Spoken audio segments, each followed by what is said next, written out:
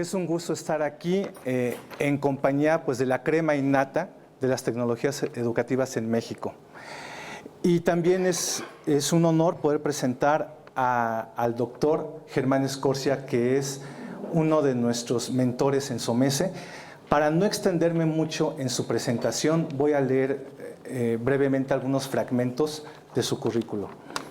Él es consejero de varios gobiernos latinoamericanos sobre estrategias de aprendizaje, reforma educativa y competitividad nacional, innovación y conectividad, sociedades basadas en el conocimiento y desarrollo del capital intelectual. Fundador de Global Minds y asociado con Nowhere y Exponential Mexico Think Tank. Explora temas relacionados con las nuevas alfabetizaciones, las tecnologías exponenciales, el aprendizaje a escala móvil y las economías de imaginación. Asesor internacional para Microsoft, Intel, PNUD, el Banco Interamericano de Desarrollo, Banco Mundial, UNAM, UPN, gerente del Centro Latinoamericano de Investigación en Educación con la Corporación IBM en México y Costa Rica, director del Sistema Nacional de Información para el Consejo de Investigación de Colombia, consultor regional en sistemas de información científica para la Organización de los Estados Americanos en Washington y vicepresidente de la Oficina Intergubernamental para el Programa de Información General de la UNESCO, París. Entre sus especialidades están tecnologías de la información y la comunicación para entornos de aprendizaje, proyectos de innovación gubernamental, sistemas de información científica y académica, mapas de tecnología para sectores estratégicos, tecnologías exponenciales y economías emergentes, imaginación y economías de atención. Sin más, vamos a darle la bienvenida al doctor Germán Escorcia.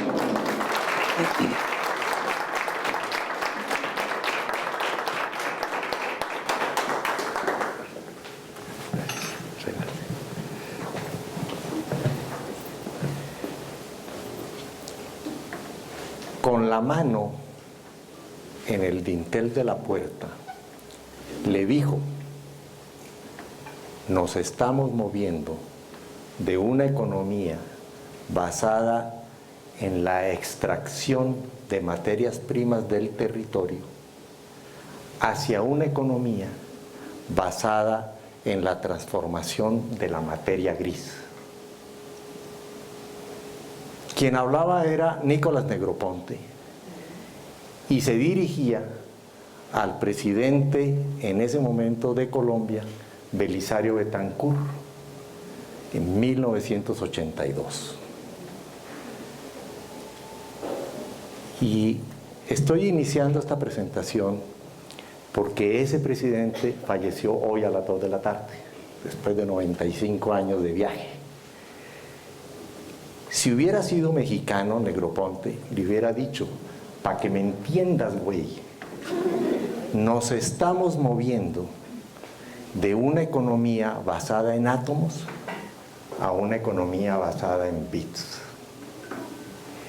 Y eso abre el espacio para recordar que con él tuvimos la oportunidad de generar ese año, 1982, la creación, escribí de mi puño y letra el decreto, no había muchas máquinas y computadoras en esa época, así que era a mano, con el cual se creaba la Secretaría de Informática de la Presidencia de la República, seguida de la creación del Consejo Nacional de Recursos Humanos e Informática, que tendría un programa nacional que fue muy interesante en su momento, que era el programa de acceso público a las computadoras. Entonces los niños de la calle operaban centros públicos que tenían computadoras Apple IIe, con los cuales se pretendía que el público se familiarizara con las nuevas tecnologías.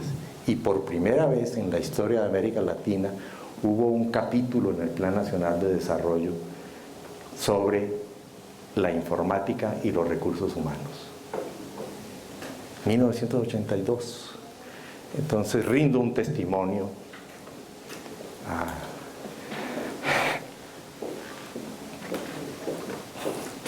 no puedo contener la emoción, ¿no?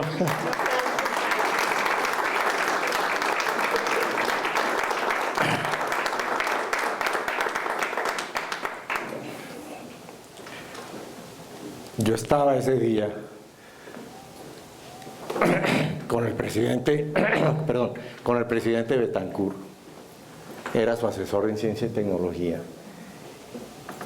y no llegué a imaginar que los diálogos que tuvimos ese día se iban a convertir en el futuro que hoy vivimos.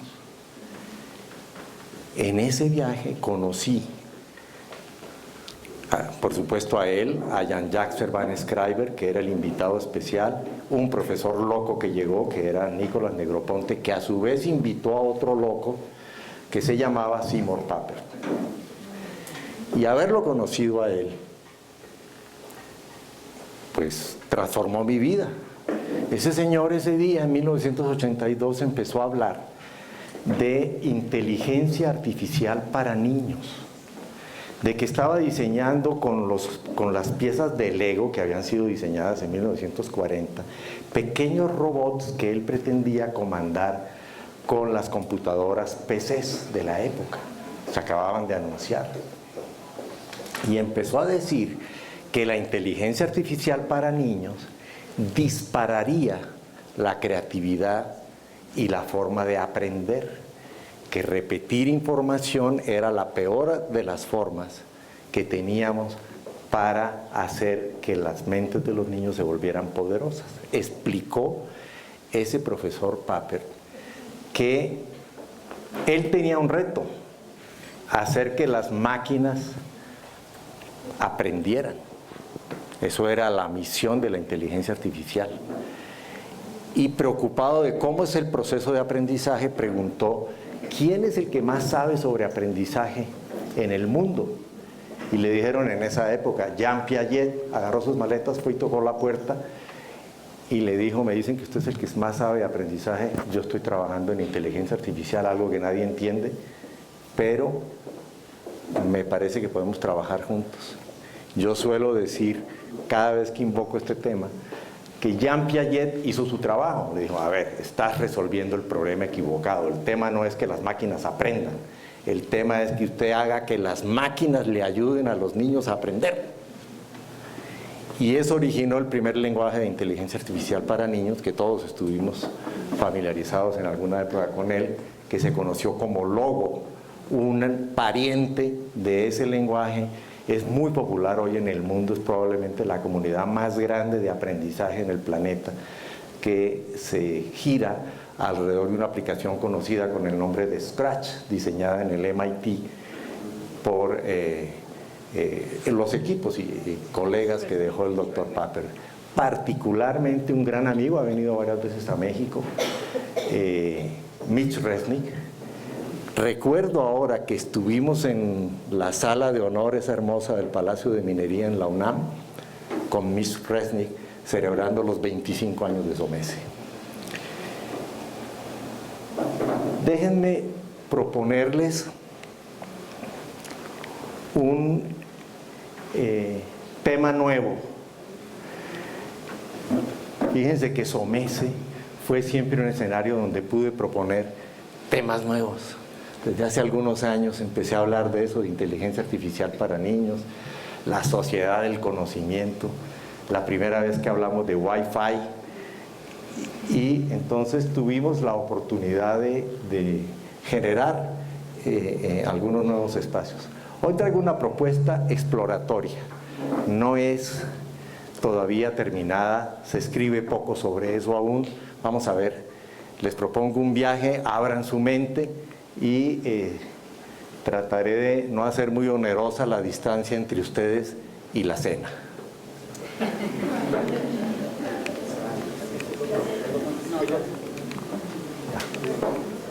Ya. Bueno, la primera proposición es, algunos de ustedes tal vez recuerdan en un simposio de SOMECE en Monterrey, por allá en el año 91, 92, proponía yo un tema que se llamaba Navegantes del Conocimiento. Y advertíamos en aquella época que vendría una cosa que podríamos empezar a llamar la sociedad del conocimiento. La sociedad de la información era como se empezaba a conocer en aquel momento, y luego se empezó a extender la noción a la sociedad del conocimiento. Y la proposición hoy es que en poco tiempo, no más de 20 años, 25 por más, tal vez 30, nos estamos moviendo de la sociedad de la información y del conocimiento a una nueva, la sociedad de la imaginación y de la creatividad. Partamos de este puerto hacia este viaje que les propongo y vamos a avanzar con el tema de la imaginación. No es nuevo esto. Miren esa bella frase de Albert Einstein, que de alguna manera ya decía, la imaginación es más importante que el conocimiento. Y empezaba a dejarle claro a la sociedad, una de las mentes más importantes del mundo, el trayecto que recorremos, independientemente del trayecto que recorren las tecnologías. Pero nosotros somos afortunados, conversaba hace un momento con David precisamente, que tuvimos ayer una reunión de la Academia Mexicana de Informática, que los movimientos de las tecnologías, ¿sí?, se han puesto de tal manera en la civilización humana que podrían considerarse como uno de los factores críticos de la especie en este tiempo. Y yo le decía a David, dije, ni tú ni yo llegamos a imaginar nunca que haber escogido la profesión de trabajar con estas nuevas máquinas y todo eso nos iba a poner en el centro de la escena. Están influyendo tanto en tantas cosas a una velocidad tan alta que a veces hay que parar a respirar para entender un poco lo que está pasando y los impactos que está generando en la sociedad. Déjenme plantearles 4 grandes familias. Empezaron por ahí sueltitas, con cara de inocentes, estas tecnologías a desarrollarse. Algunas rápidas, otras no tanto, unas muy distribuidas y conocidas, otras desconocidas y muy subrepticias. Y sumadas todas ellas empezaron a configurar familias. Y lo que resultó inesperado, que es un fenómeno de los últimos 4 o 5 años, y que se va a proyectar en los próximos 10, es que se hicieron compadres, amigochos, se ayudan entre sí y crearon unas convergencias totalmente inesperadas. Déjenme plantear las familias y luego las asociaciones entre ellas. La primera familia que quiero compartir es la familia de realidades mixtas. El tema que empezó a circular era el de la realidad aumentada. Déjenme decirles que cuando empezábamos a trabajar con este tema, yo recuerdo, algunos de ustedes ya la vieron, este teléfono, que es un teléfono celular, con un despliegue holográfico y una cartografía GPS en la base, y tal vez por allá alcancen a ver algunas letritas a su alrededor. Estas son capas de información. Entonces, sobre el objeto en despliegue, si uno enfoca con el teléfono, aparecen esas capas de información si las hay sobre el objeto. Entonces, en este caso en particular, uno puede tener una capa de información sobre toda la ingeniería de la torre. Ahí está cómo se calcularon las catenarias, cuáles son los arcos y las cargas, hasta el peso de la pintura o el número de pernos y remaches. Pero también está toda la información de los acontecimientos históricos y políticos de la época en que fue construido, o qué pinturas había, o hay una capa aquí donde si uno le pica se despliega la información de todos los japoneses que se han parado frente a la torre a tomarse un selfie. No sé por qué hicieron eso, pero hay un acuerdo y todos los japoneses que van a la torre se toman un selfie y la suben a un sitio, entonces ahí están todos. A ver qué utilidad le buscamos, ¿no? Este tema de la realidad aumentada se empezó a entremezclar con el de la realidad virtual, pero son muy diferentes. Una cosa es un objeto real con información adicional de muchas capas, y otra cosa es inventarse un objeto en una computadora que no existe y hacerlo aparecer como real. La suma de los dos crearon una cosa que se llamó realidades mixtas, que ahora son realidades inmersivas.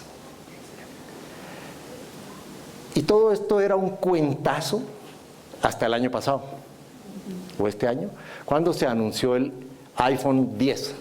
El año pasado. Y resulta que en el anuncio del iPhone 10, en letra chiquita dice: este teléfono viene preparado para manejar realidad aumentada.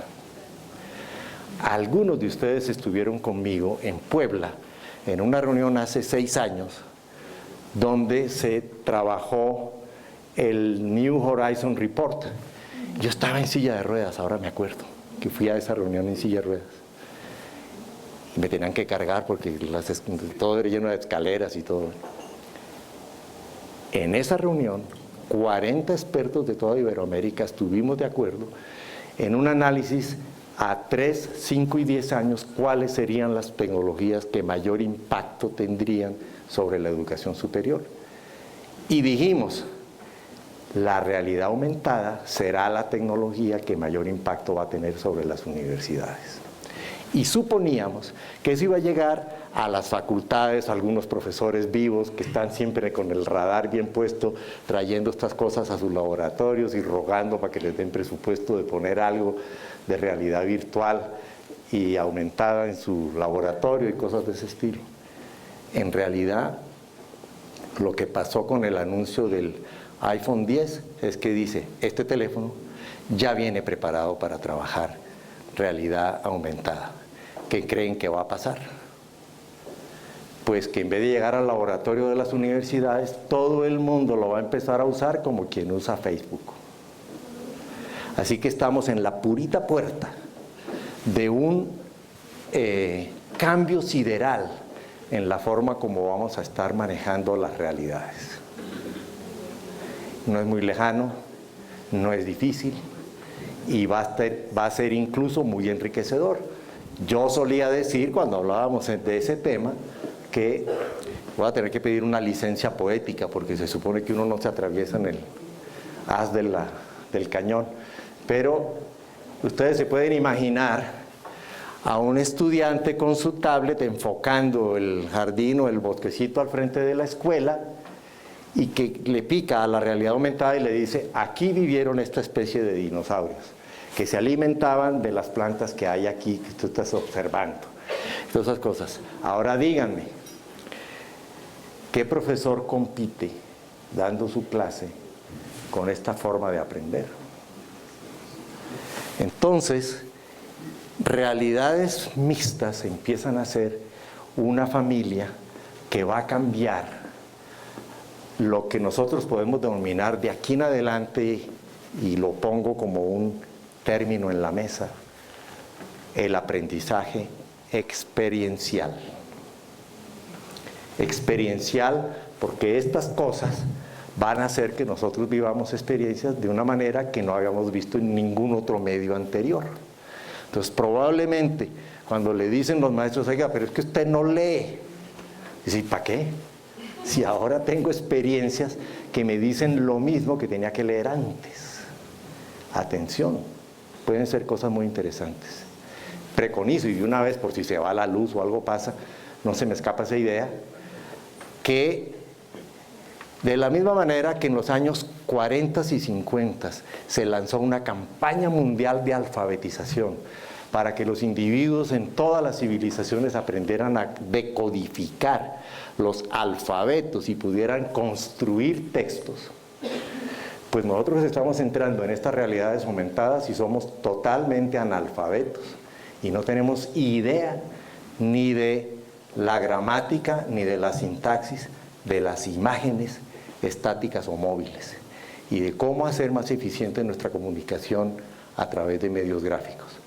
Probablemente va a predominar porque cuando diseñamos los alfabetos y las fórmulas escritas no teníamos las tecnologías que hoy tenemos. Con las que hay hoy Los jóvenes rápido se fueron. De hecho, la mayoría de los jóvenes ya no están en Facebook. Se migraron a Instagram y sus comunicaciones ya no tienen texto. La segunda familia es inteligencia artificial. Tenemos aquí precisamente a nuestra distinguida colega del ITAM, que nos dio una conferencia hace pocos días también sobre este tema de inteligencia artificial. Miren, registren algunos nombres. Empieza a conocerse como computación cognitiva móvil. Cuando la encuentren por ahí, abran el ojo porque es muy importante tener en el radar este tema.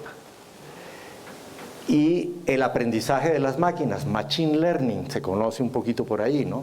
Dice, uno podría estar por ahí descuidado pensando, dices, ¿qué cuentazo traen, hombre? Nosotros somos pobres y no tenemos esas máquinas. Y empiezan ustedes a hablar de que el aprendizaje de las máquinas. Sácate. Eso no tiene nada que ver con nosotros, no es nuestra civilización, no estamos ahí. Atención, hace rato, todos nosotros, si alguno de ustedes no tiene celular, venga y hablamos a la salida. Pero si ya tienen,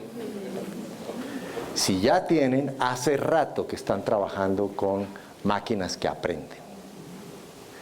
Y el aprendizaje de las máquinas se volvió muy interesante, porque estas máquinas que aprenden a comandarse unas con otras, ¿no es cierto? Y aprenden de uno. Entonces, los mejores profesores para que las máquinas aprendan, adivine quiénes son. Pues todos nosotros mismos, ¿no? La familia de inteligencia artificial es grande, es muy prolífica. Y ya está interviniendo en casi todos los temas del saber. Con mucho gusto en la academia, con el doctor David, registramos hace un par de sesiones los avances, por ejemplo, que se está haciendo con inteligencia artificial en el IMAS, aquí en México, para la detección, atención y calificación de procedimientos sobre situación de infarto agudo al miocardio. O sea, es increíble.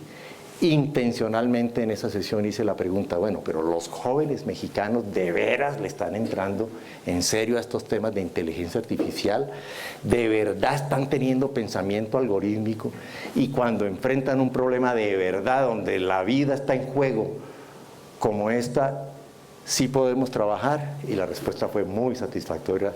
A todos los miembros de la academia nos dejaron muy bien impresionadas las fórmulas que se trataron allí para este tema. Tercera familia, rápido, nos vamos de ahí. Internet de las cosas. También fue un tema de debut en SOMESE. Ahí traje por primera vez el temita de que si somos 6.000 millones de personas en el planeta, la mitad están conectadas a Internet hoy. De esos, la mitad ya están conectados por un cierto número de horas a las aplicaciones. Total, la aspiración es a que 2/3 de la humanidad total estén conectados a Internet en menos de 5 años. Es muy posible que se logre. Y lo que no nos habían contado era que ya se está trabajando para que los objetos se conecten a Internet. Por ahora, Internet es una conexión de humanos con ese sistema. Pero si los objetos se conectan a Internet, entonces vamos a tener una proliferación. Se habla de que aproximadamente 50.000 millones de objetos estén conectados a Internet en los próximos años. ¿Qué es eso? A ver, nosotros los humanos 3.000 o un poquito más conectados a Internet y 50.000 más objetos conectados allá. Y entonces se habla de que el crecimiento que esto va a tener es tan grande que la conexión de objetos a Internet es la actividad humana de mayor crecimiento en los próximos 10 años. Nada en el planeta va a crecer más que eso. Cuando yo le dije esas palabras al secretario de Economía que acaba de salir, me dijo, oiga, si ese pastel va a crecer tanto, díganos qué tiene que hacer México para comerse unas rebanadas. Si esto es la actividad que más va a crecer en el mundo, México, ¿qué? ¿Cómo vamos a entrar ahí? Hicimos para eso una cosa que se llamó el mapa de rutas de Internet de las Cosas, que para verlo de una manera muy sencilla, tiene un pequeño sensor de radiofrecuencia que lo identifica, una pequeña fuente de energía y una transmisión de datos entre los objetos, tales que yo solía decir por ahí que cuando uno vaya a la Comer, en vez de que le den puntos naranja, le van a preguntar, ¿quieres puntos o quieres sensores? ¿O quieres chipsitos? Pues dame unos chipsitos. Entonces te dan una tira de chips, los desprendes, son autoadheribles y se los pegas a los objetos. Y luego los comandas con el celular. La pregunta es, le pongo uno a la cafetera, le pongo uno al reloj, le pongo uno a la tele y le pongo uno a ese cuadro. ¿Y como para qué? O sea, ¿para qué conecto los objetos? ¿El celular para qué? Esa es la riqueza del futuro. Los que vayan logrando responder las preguntas de para qué conectar eso con eso, que es un reto a la imaginación y a la inteligencia, son los que van a generar la riqueza de los próximos años. Total, esta familia está compuesta por Big Data, porque si cada chipcito de esos lo programamos para que transmita una señal, por ejemplo, en un semáforo, velocidad del tráfico, o radiación solar, o espectro, o cualquier otra medición, humedad, temperatura, lo que sea, cada 10 segundos, al final del año tenemos una base de datos gigantesca. ¿Cuál va a ser el arte? Con esa riqueza enorme de datos, tratar de encontrar patrones de comportamiento, que es la inteligencia. Con todo este dato, decía, a tales horas, en tal intersección, en tal ciudad, con esta temperatura, miren lo que pasa. Y es persistente. No importa qué pasa, siempre sucede este fenómeno, encontró un patrón, cosas así. Entonces los grandes datos se vuelven un tema muy importante. Cloud computing, claro, antes todos los datos estaban almacenados en una computadora y ahora van a estar en la nube. Casi todos estamos usando ya la nube para muchas cosas, nuestro correo y muchas otras cosas. Total que eso va a crecer mucho.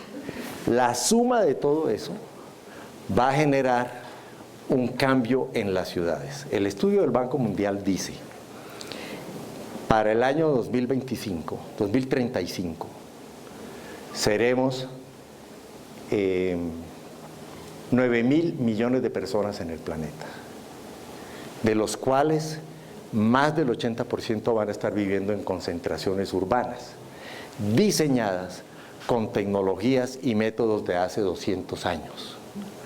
De manera que tenemos la garantía de que el 80% de los habitantes del planeta van a estar viviendo en espacios destinados a la infelicidad. Ese es el rumbo que llevamos como planeta. Entonces desató una preocupación de tenemos que cambiar la manera como vivimos en las ciudades. ¿Sí? No hay que preguntarle a los ciudadanos de esta, en donde además México en particular, de los países de América, es el país donde más cerca estamos. Cerca del 80% de los habitantes de México ya viven en concentraciones urbanas. Entonces ya estamos metidos en el problema. Y las ciudades inteligentes es un mal nombre.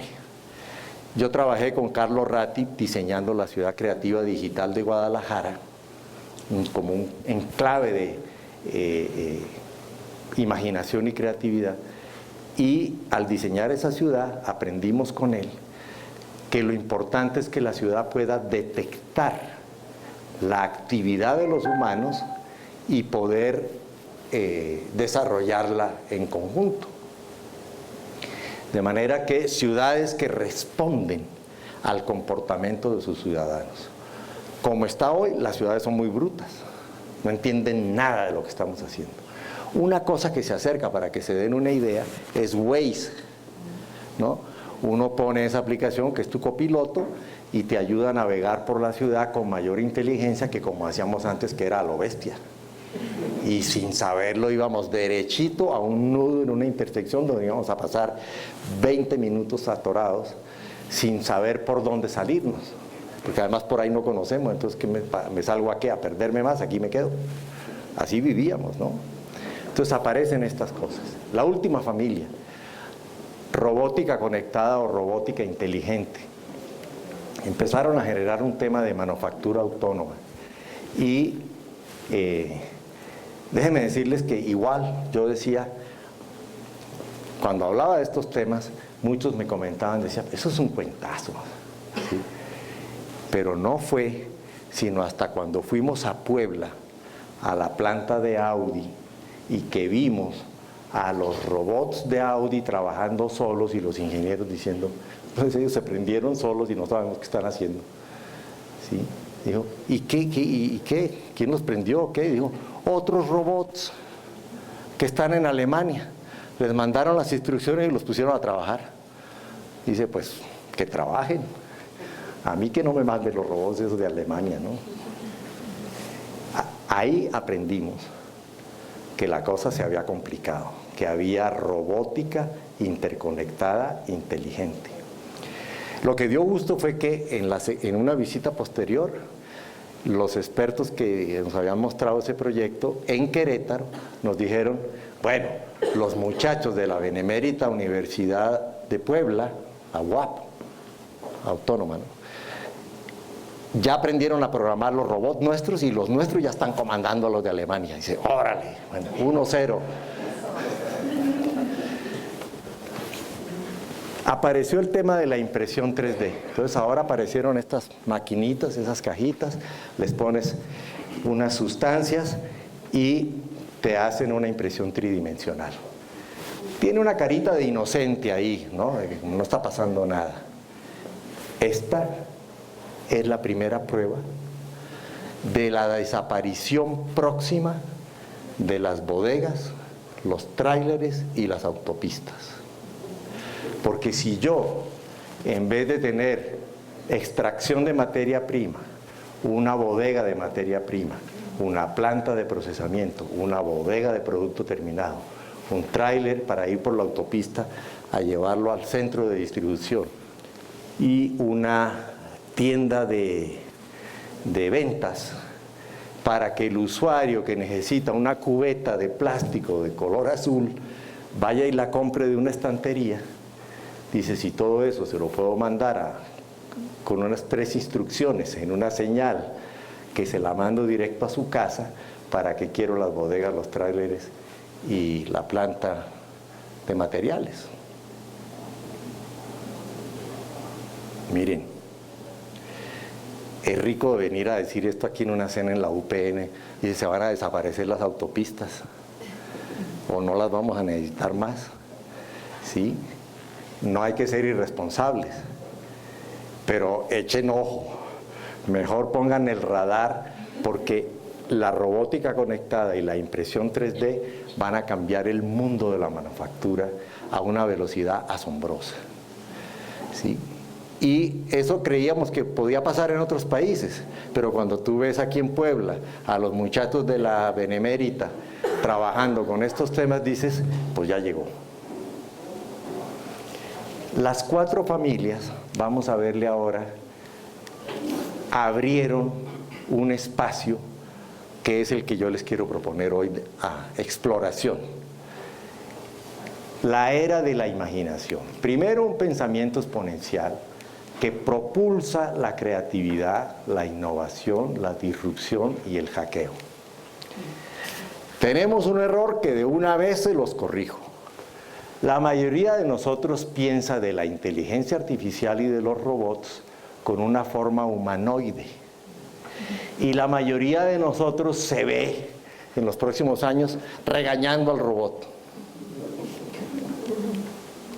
Bueno, Lucrecia me dice que cuando no le hace caso al Waze, el bendito le deja de hablar. Dice, a ver, dice, pues no te hago más caso y ahora vas a ver, te apago. Bueno, los robots no son estos. Los robots son Waze. ¿Y saben qué? Sin preguntar, sin pedir permiso, sin cuestionarlos, sin nada, los sentamos todos los días de copiloto de nuestros viajes. ¿Y qué creen? Somos sus maestros. Aprenden todo el día de nosotros. Y toda la información la tienen. Si yo le pregunto a Juan Odina, allá en Tlaxcala, dice, bueno, hace un año a esta hora, ¿dónde andabas? Sí, dice, yo ni me acuerdo. Pregúntale a Waze, ese sí sabe. Con coordenadas, tiempos, etcétera, trayectos, todo eso. Están generando movimientos de información muy importantes. ¿Qué fue lo que pasó? ¿Ustedes se acuerdan hace unos años que nosotros hablábamos de navegar en el web? Sí, navegar, hablábamos de navegar en el web. Hay un amigo de SOMESE que ha venido muchas veces, el doctor Alberto Cañas, que decía, ¿cuál navegar? Andábamos deambulando perdidos en la red, sin salvación alguna, porque eran con esas trayectorias de árbol entre los conceptos. Entonces, si uno se perdía de rama, había que devolverse hasta la principal para volver a agarrar la otra. Bueno, el tema es que en términos de conectividad social nos movimos de la web hacia las redes sociales, ¿sí o no? Ya estamos ahí. Entonces empezamos a conectar personas. De conectar información nos pusimos a conectar personas. Y desde el punto de vista de la conectividad del conocimiento, de información que teníamos aquí, empezamos a hablar de las redes semánticas. Hay un miembro distinguido de SOMESE que habló mucho de ese tema, el doctor Enrique Ruiz Velasco, que hablaba de las webs semánticas, que terminaron siendo, aquí hay un ejemplo, un sitio web que negocia con otro sitio web. Aquí me encontré uno que es un sitio web que diseña sitios web. Conectamos el conocimiento. ¿Cuál es el rumbo? Vamos a conectar inteligencias, conectando redes sociales y conectando conocimiento, no solamente información. Estamos trazando un trayecto de metaredes hacia el futuro. Y eso empieza a dibujarse como personas y algoritmos que aprenden simultáneamente. Entonces, cuando yo hablé hace un rato de las máquinas que aprenden, pues hombre, no son máquinas que aprenden, no son máquinas físicas, son algoritmos que aprenden, que son los que comandan a las nuevas tecnologías. No necesariamente son máquinas físicas o mecánicas. Y entonces lo que vamos a tener es 3.000 millones de personas conectadas a las redes y 50.000 millones de algoritmos que ahora vamos a estar aprendiendo simultáneamente. Atención, sobre todo para miembros de SOMESE que estamos muy cercanos a los temas de educación y del aprendizaje. Esta convergencia de familias, tecnologías y habilidades exponenciales genera un escenario, ¿sí? Y se crean espacios nuevos para el valor que aporta la imaginación. ¿Sí me siguen? ¿Por qué? Porque los algoritmos lo que están haciendo hoy en día es tratar de tomar la mayor parte de nuestras tareas, que son relativamente repetitivas, sistematizarlas y hacerlas mejor que nosotros. Eso de la navegación, lo de los taxis y las aplicaciones que ya hoy conocemos. Si esas aplicaciones son tan populares hoy, ustedes imaginan a 10 años de distancia de qué estaremos hablando, miles de aplicaciones que serán como las fábricas y los negocios que hay del comercio y de las industrias en todas partes del mundo. Solo que serán de este color, de este tipo de tecnología. Y lo que viene entonces es el espacio donde nosotros vamos a tener que estar. Gran parte de lo que nosotros aprendíamos o lo que nos enseñaron en matemáticas o en ciencias en la escuela, como va a ser manejado por los algoritmos, va a pasar a un cierto término de relevancia. Pero la mente humana va a ser mucho más poderosa, va a subir a órbitas aún mayores, en donde la imaginación va a ser nuestra mayor arma, ¿sí? Para defendernos de los algoritmos. es la siguiente órbita a donde nos tenemos que mover, ¿sí?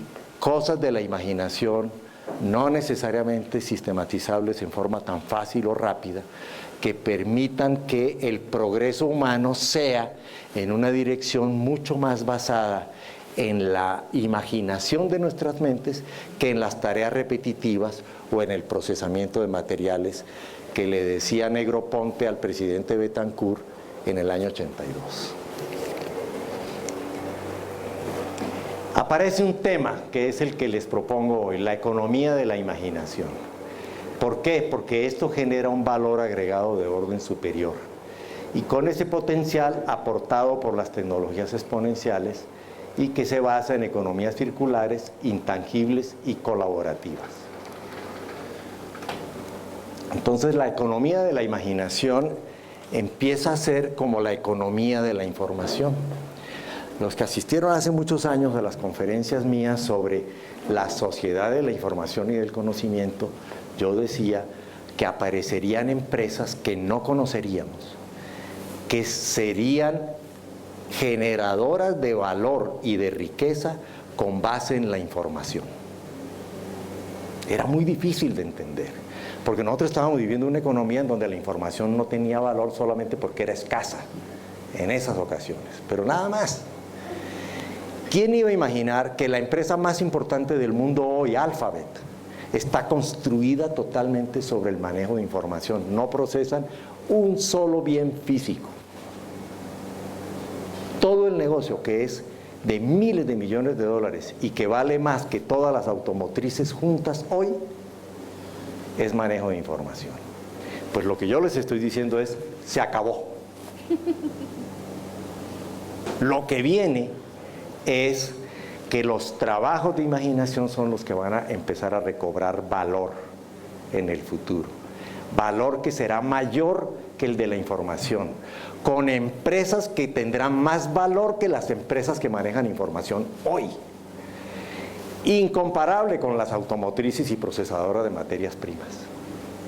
La distancia será sideral. A mí me parece un viaje interesante porque nos vuelve a la parte más importante de los seres humanos, que no es procesar repetidamente cosas, sino usar su mente a plenitud, imaginando cosas que no existen.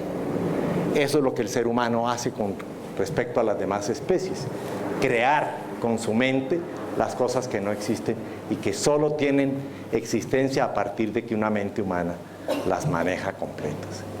Es una nueva economía, tendrá mucho valor y tenemos que empezar a preparar la gente para que entremos en esa economía. Esto me hace acordar de una vez que Verónica Estrada y yo fuimos a dar unos talleres sobre la escuela del futuro para líderes.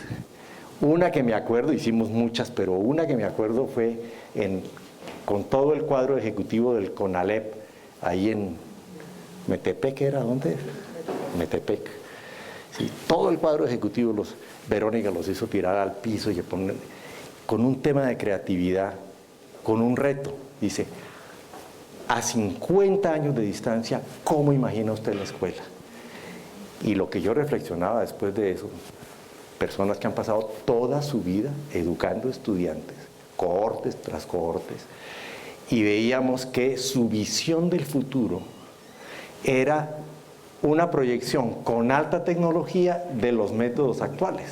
Por ejemplo, imaginaban un aprendizaje basado en televisión, con cápsulas y cosas de ese estilo, que le enseñan la clase de matemáticas. Dice, ¿pero cómo? ¿Vamos a tener clase de matemáticas igual que tenemos hoy? Y vamos a tener los alumnos en el curso de matemáticas a las 8 y a las 10 el de la siguiente asignatura. Dice, o sea, tú estás proyectando la estructura que conoces, le metes tecnología y la tiras a 50 años y piensas que así va a ser. No. Este es el tema de la economía de la imaginación. Miren esta hermosísima frase que me encontré. La abundancia de la información crea pobreza de atención.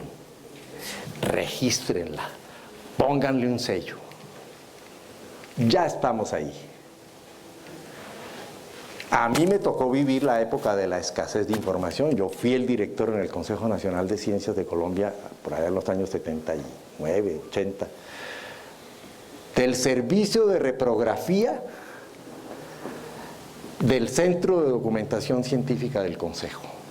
Y el servicio de reprografía operaba con unos cupones de la UNESCO que le permitían a los científicos identificar un artículo que podía ser importante para una investigación que estaban haciendo, epidemiológica, por ejemplo, o algo así, y esos cupones se los mandábamos a la British Library Lending Division en Londres para que nos mandaran una fotocopia del artículo que llegaba 3 meses después.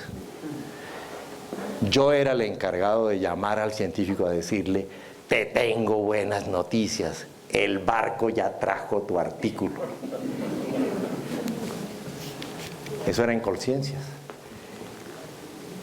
Y ahora que estamos viviendo la era de la abundancia de información, ¿sí?, caímos en un problema que empezamos a detectar, que es el centro de esta presentación: la atención.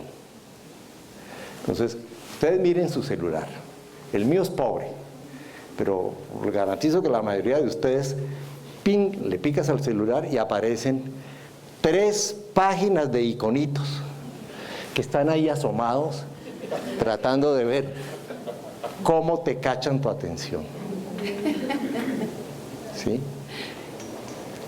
¿Qué significa eso?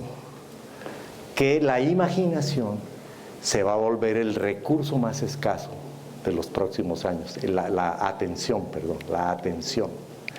Entonces, ojo, captar y retener la atención será el objetivo principal de los negocios del futuro.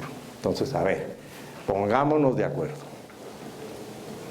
Estas tecnologías exponenciales ayudaron a crear una gran cantidad de nuevos negocios.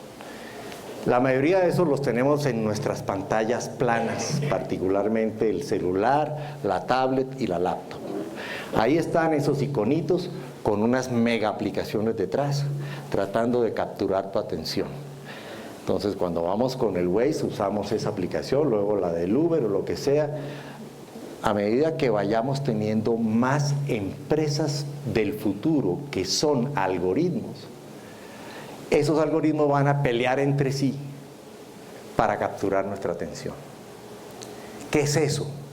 Un mercado de la competencia más feroz entre las empresas, en donde los ganadores del juego son aquellos que logran 2 cosas: captar tu atención y retenerla, porque no basta captarla. Si captan tu atención y no la retienen, otro llena el espacio. Entonces, la guerra entre compañías por los próximos años va a ser una guerra económica feroz. Los valores de la economía se van a disparar, porque todos van a estar compitiendo por ese recurso escaso. Y ahí viene lo bueno. Entonces, retener atención, la nueva fuerza directriz de la economía del futuro. ¿Me siguen? ¿Qué les parece? Interesante, ¿no? Retador. Economía de atención, la atención, el recurso más escaso de los próximos años. Y por supuesto, el crecimiento continuo de las industrias creativas y el tránsito de lo pasivo a lo experiencial, de lo análogo a lo digital, de lo masivo a lo enfocado, y todo bajo una creación de una economía compartida. Es muy importante, esto lo pongo como un resumen de un trabajo que hicimos, que es uno de los libros que acabo de publicar, que se llama Las Industrias Creativas Digitales. Pasamos todo el año, todo este año, trabajando en este tema de las industrias. Y empezamos a encontrar el tránsito que me parece más importante para los de ustedes que están tan interesados en esa convergencia de la tecnología con el aprendizaje.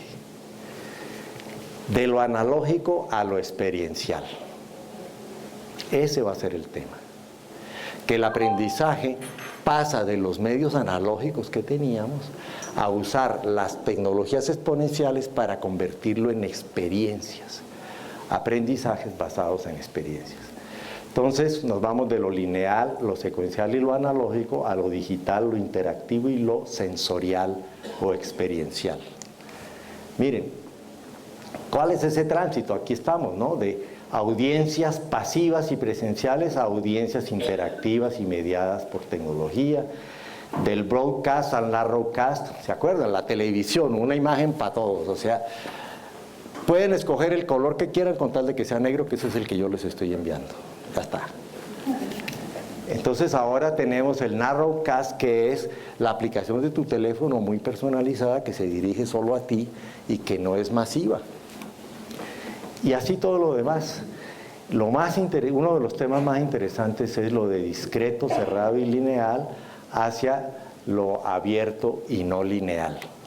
Yo me acuerdo que cuando ya nuestros hijos, los mellizos, son grandes, pero cuando estaban chicos los llevábamos a cine y ellos no querían entrar a las películas de nosotros porque decían, ay pa, lo que pasa es que la película de ustedes con el solo nombre ya sabes qué va a pasar, ¿sí? Y te sientas y ya sabes por todo el recorrido que van a pasar, un solo personaje con todas sus experiencias y ya casi que podemos predecir el final.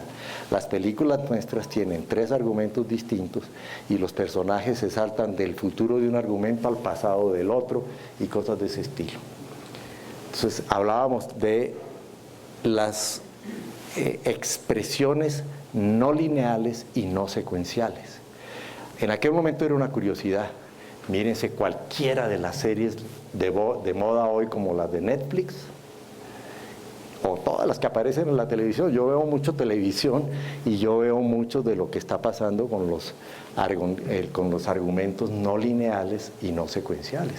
Está cambiando la continuidad, la apertura y la linealidad. Y obviamente de superficial a inmersivo y de propiedad intelectual a derechos comunes. Cambia la propiedad. Este es un ejercicio que hicimos para esa investigación de las industrias creativas y lo que observamos es, por ejemplo, el fenómeno de la fotografía. Todos entendemos la fotografía, ahí estaba la foto, ¿no? Ya tomó una foto. Pues eso dejó de ser, porque ya todos sabemos que la fotografía se está moviendo hacia una digitalización y hacia un carácter de experiencia. Entonces la foto antes era estática, era inmóvil y era analógica. Las fotos hoy son digitales y experienciales. Ese es el tema. Entonces, esto es lo que está pasando con todas las demás industrias. Empiezan a aparecer algunas posibilidades allí y vamos a desarrollar algunas de estas cosas. Audiencia lineal, interactivas, las sensoriales, etcétera. Estos grupos de industria son los que están en la frontera y son los que nos van a desarrollar esta nueva economía. ¿Sí? Aquí, para los que se interesen, les dejo la presentación y no voy a tener aquí, pero gran parte de todo lo que he venido proponiendo a lo largo de esta presentación se resume allí. La web espacial. La competencia por la atención está hoy en pantallas planas. Y lo que nos va a pasar es que con realidad aumentada, ¿recuerdan? Con Internet de las cosas, con robótica y con estas familias todas de tecnología, lo que va a pasar, pongámoslo para el caso del aprendizaje, es que en vez de estar leyendo una pantalla y preguntándole a Google cosas, entras, por ejemplo, a un espacio cualquiera y los objetos se organizan para brindarte una experiencia, que puede ser una experiencia de aprendizaje. Vamos a decir que necesitamos una persona que aprenda a manejar este torno, pues cuando la persona pasa por ahí el torno le dice, hey, ¿quieres aprender a manejar tornos? Yo mismo te explico, ven acá, párate ahí y yo te muestro con una simulación, unos hologramas, una realidad aumentada, realidades virtuales y una serie de cosas, cómo operar el torno, o cómo pilotear un jet, o muchas otras cosas que antes necesitaban que nos sentáramos a leer y luego nos preguntaban en el examen, que era además un contrato falso, porque era un contrato para medir la fidelidad de la reproducción del mensaje que un estudiante hacía sobre un original emitido por el docente. ¿Qué pasa? Las convergencias de realidad aumentada con inteligencia artificial y con escaneo y la impresión tridimensional cambian radicalmente la experiencia del usuario y co-creador con el apoyo de objetos conectados a través de Internet.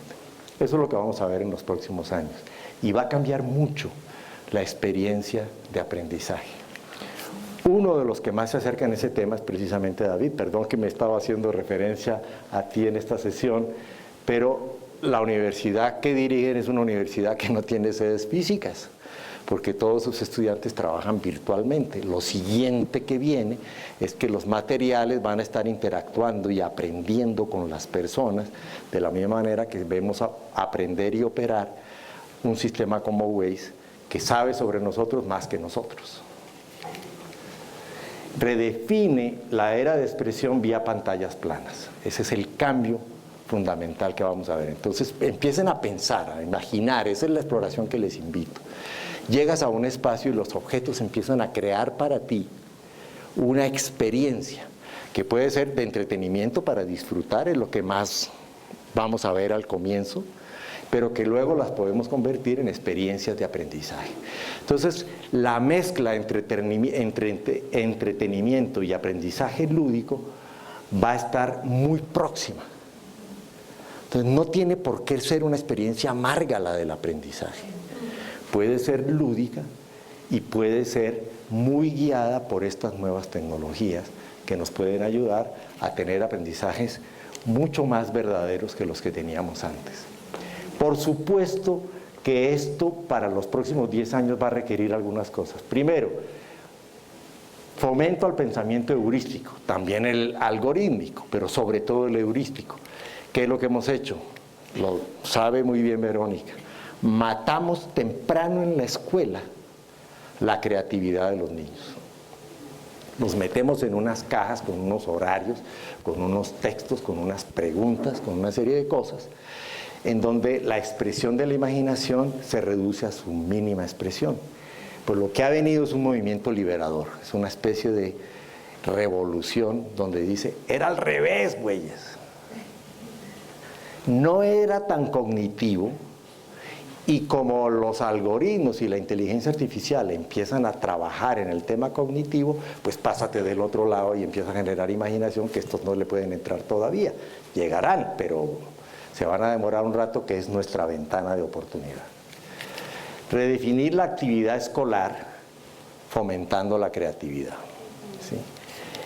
Entonces, cuando uno ve las reformas educativas de la mayoría de los países, dices, a ver, ¿ustedes dónde estaban que no entendieron cómo era el nombre del juego?